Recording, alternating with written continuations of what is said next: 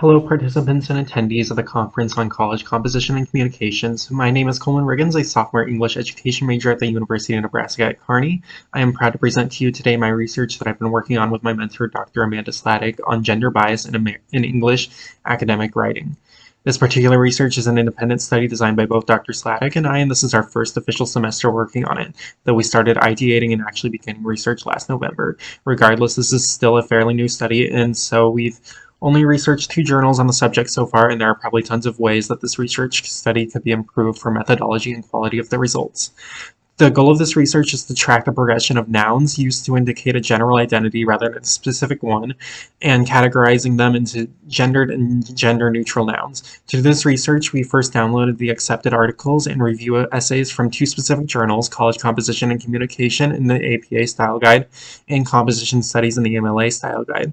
We chose these because they represented different style guides of writing, which was something I wanted to look into a bit, and because they both dated back to the early 1970s, around the time when the second feminist wave movement hit, so we could hopefully get some changes from that movement and see where it took us. I decided to study articles from every 5 years to look into, as that would give us a timeline for the evolution of the usage of gendered versus gender-neutral nouns as a generic indicator.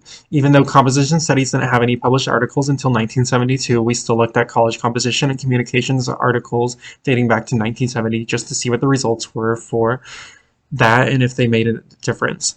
When we saved each of the articles as text in Word files, we organized them into their published issues and year of publication and put these organized files through a corpus scan program called anconc.exe using 5 words from each category as our keywords.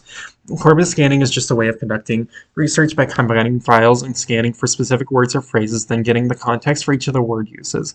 For masculine nouns, we use man, men, boy, brother, and son. For feminine nouns, we use woman, women, girl, sister, and daughter, and then for gender-neutral nouns, we use person, people, human, child, and first year as a counterpart to freshman.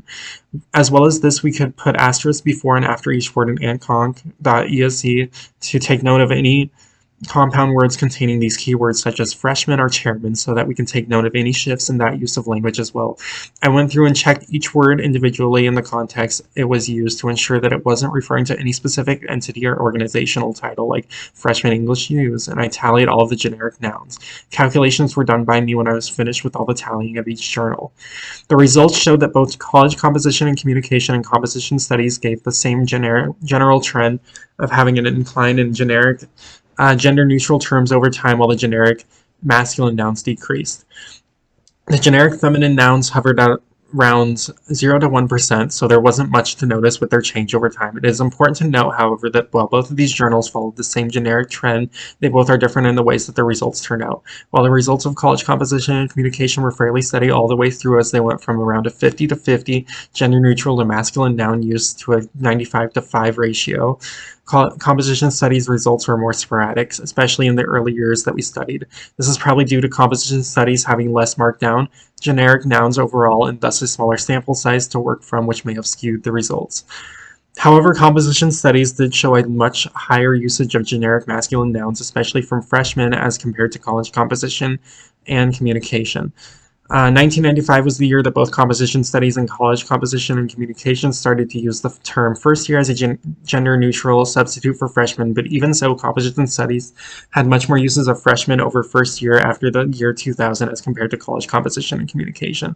This research and these results are the works in progress, though, and it is difficult to make any true claims or suggestions about language itself since we have only delved into 2 journals, one in each style guide that we wanted to explore. However, what we can see is that there seems to be a common trend between my research of these 2 journals where the use of generic masculine nouns decreases, which seems to mirror the increases in the generic gender-neutral noun usage.